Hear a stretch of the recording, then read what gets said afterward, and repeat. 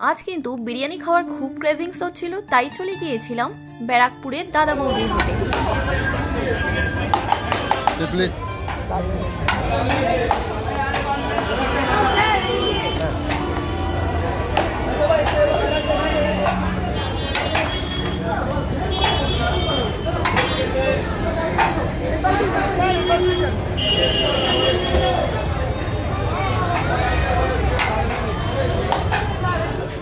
এর আগে যতবারই এসেছি প্রত্যেকবারই কিন্তু আমাদের বিশাল বড় লাইনের সম্মুখীন হতে হয়েছে দাদা বৌদিতে, কিন্তু এইবার একটুও কিন্তু আমাদের লাইনে দাঁড়াতে হয়নি, সোজাসুজি ঢুকে গেছি।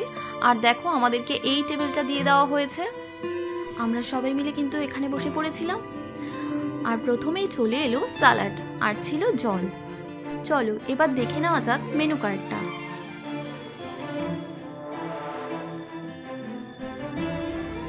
যত আইটেমই দেখি না কেন আমরা কিন্তু নেব সেই বিরিয়ানি, কারণ বিরিয়ানি খেতেই কিন্তু আমরা দাদা বৌদিতে এসেছি।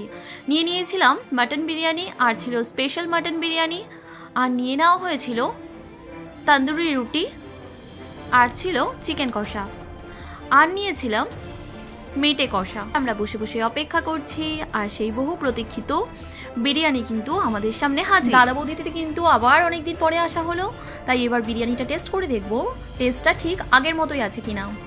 আর আজকে কিন্তু আমরা আমাদের অ্যানিভার্সারি উপলক্ষে বিরিয়ানি খেতে এসেছিলাম।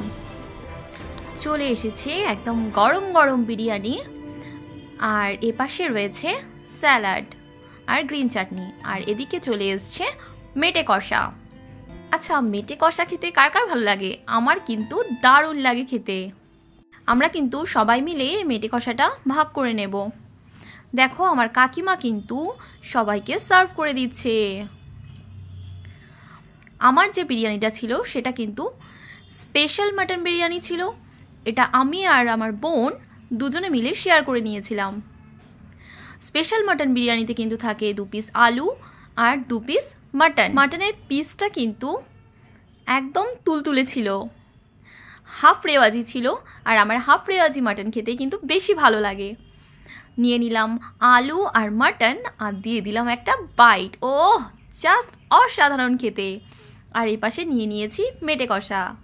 মেটে কষা দিয়ে ট্রাই করা যাক যে কেমন লাগে খেতে। এটাও কিন্তু ভালোই ছিল খেতে।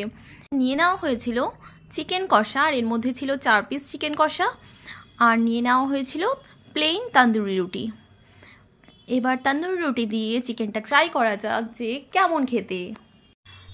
রুটিটা কিন্তু একটু হার্ড ছিল। এবার চিকেন কষা দিয়ে ট্রাই করে দেখা যাক এটা কি আদৌ ভালো খেতে কিনা। এটা কিন্তু দারুণ খেতে ছিল। এবার এপাশে আমার বোন দিয়ে দেবে রিয়াকশান, আর সেটা দেখেই বুঝে যাবে যে বিরিয়ানির টেস্টটা কতটা ভালো ছিল।